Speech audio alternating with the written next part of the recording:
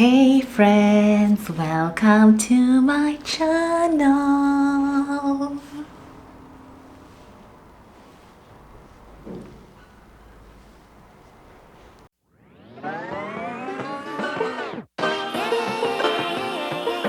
Happy Friday, happy May week 2, week 1 of May, depending on when you start your week, just because last week obviously started like midweek. Yeah, happy May. I hope May is giving you May vibes. It should be giving May vibes, which should be good. If they're not good, I hope they get better as the month progresses. I am well. I am so happy to be with you guys today. And if you're new here, my name is Lisa. Thank you so much for joining me on yet another episode or video.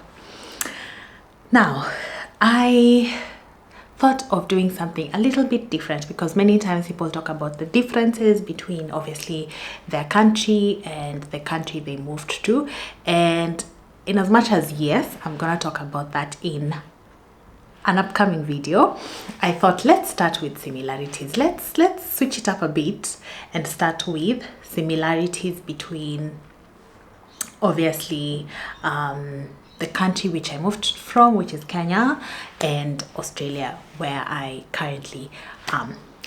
Without further ado, let's get started. So a few years ago, one of the things that Kenya did was ban paper bags. Paper bags were really huge, especially when I was growing up, and then obviously that was banned because, well, plastic is bad for the environment. And so once that ban came into place, these paper bags, which used to be free in the supermarket, now the sort of like new version, which was more eco-friendly, the shopping bags, were being sold. And at first it was just kind of weird. Like, you get into a supermarket because you're so used to people packing your shopping into these paper bags for free, and now you have to pay, depending on the size, you have to pay a certain amount. And it was weird, but then we obviously adjusted. Now moving to Australia, it is the norm. Paper bags were also banned here. Maybe like a few years ago. Different states have different rules. I think the state I'm in, the paper bags were banned maybe a year or two ago, I'm not so sure. And so in supermarkets, again, you have to either carry your own eco-friendly bag or buy. So that is something that is quite similar. Of course, price varies, but the fact that you actually still buy shopping bags wherever you are, if you do not carry your shopping bag from home, you're gonna have to buy. You are gonna have to buy, which costs money. The second thing that I've found very similar is the sports enthusiasm, both here and in Kenya. Now, Kenya is known for rugby and local football. Now, rugby has gone globally, and then there's also like athletics, where people like run, people, all that stuff. Now, coming to Australia is known, I think, for rugby as well, which they call footy or football. And there's this small soccer games and stuff like that. So I found that very similar because the same way people in Kenya would sort of like go into like a club or whatever to watch football is the same way people gather here in different places to watch like soccer, or go to the stadium if there's a gameplay, if there's people playing maybe Australia versus something, and people will be lining up there to watch. And I'm like, wow.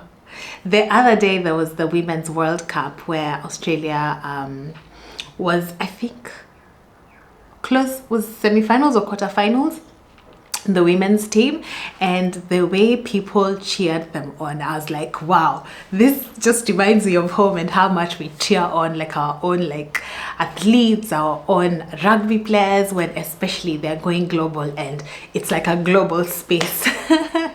So that's something I found similar, and it's actually really fun to sort of like see the same thing but different teams, different people, that sort of stuff. The third one, foreigners, I think anywhere abroad, cop a lot of money because education, you're paying more than double what locals pay. For certificates and ID cards, you're paying so much more for whatever you need. Like, you're paying way more than the local person is paying. And I have seen this both here in Australia, because now I'm the one paying them more. In Kenya, I was not the one paying them more. But here, I am the one paying them more. And obviously in Kenya, international students pay more. For people to get maybe like ID cards, work permits, visas to Kenya, they also pay more, which I didn't think of it until I was here. I was like, hey, foreigners actually support the country system in a way that is unbelievable. Because if foreigners didn't exist, I don't know how stable different governments or countries would be. Food for thought. The other one that I found very similar, another similarity, is the choice of cuisines.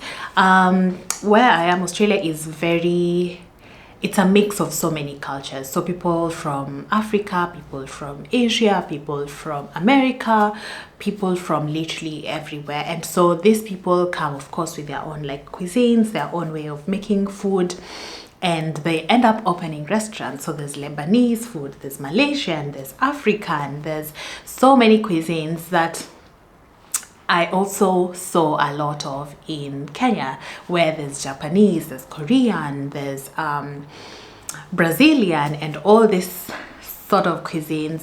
And of course, again, being in Kenya, I was in the capital city. This varies, but I'm talking about my own experience.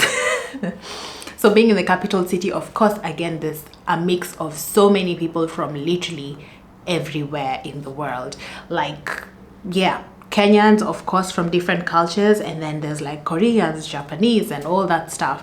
And so, of course, they end up opening restaurants, and yeah, it's choice of cuisine, which I found very, very similar, as I mentioned.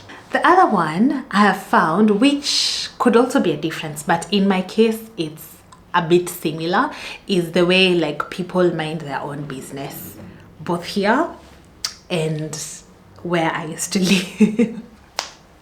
By this I mean, like, when you're leaving the house and just going about your business, whether you're in the estate, whether you're walking to the bus stop, like, people will just not randomly stop you and say hi. Like, people are just focused. I'm going to work, I'm going to the supermarket, I'm going this. Like, people won't just stop and be friendly. This varies, of course, because if you're in a different part of Kenya, like not the capital city, people will most likely be very friendly and want to know how your day is and all that stuff. But this I found very similar, and I was like, wow. Another one is the language. We both speak the same language, so we both speak English, Kenya and Australia. Of course, Kenya has a mix of other languages, but we are primarily, of course, taught in English, so you end up knowing English, which again is a language that's spoken in Australia. So that's not very hard. The only hard part about it is pronouncing some words, and maybe, yeah, I'd say pronunciation of words, because I remember one of the places I was working at, and I said shirt, and this guy was like, it's not a shirt, it's a shirt. I was like, tomato, the same, obviously in my head. But yeah, it's very, pronunciation varies, but it's pretty much the same. So as long as you know English, you can fit in really, really well here. The last one has to be on the coastline living. Now, if you know anything about Kenya, you know that it has the coastal region, which is primarily from the Indian Ocean. And if you know a little bit about Australia, you'd also know that it's full of so many beaches, and some of the beaches actually share the Indian Ocean. There's two oceans. It's the Indian one and another one. I don't know if it's let me not butcher. It could be the Pacific. I think it's the Pacific actually. But either way, so some areas have the Indian Ocean, some have the Pacific Ocean. I don't know why I'm saying Mediterranean. Actually, let's just Google what oceans are in Australia. Yeah, so it's the Pacific. There's a few more oceans, but for purposes of this video, I'll talk about the Pacific and obviously Indian Ocean. So yeah, it's the Pacific, not Mediterranean. So it's kind of like the same, because so many people love going to the coast just to relax and enjoy their time in the sun and look at the blue water and all that stuff, which is, I mean, practically what we do here in Australia when you get the time and when the weather is good and all that stuff. So that is my last point on things that are similar between obviously my home country and Australia. I'd love to know what's similar, what have you found similar between your home country and where you currently live. It doesn't have to be Australia, but yeah, I'd love to know what's similar, what has helped you like ease into it in a really good and comfortable way. And yeah, let's share some notes, let's exchange notes. Thank you so much for joining me on today's video, and as usual, if you haven't subscribed, please do so, and I will see you in my next one. Bye.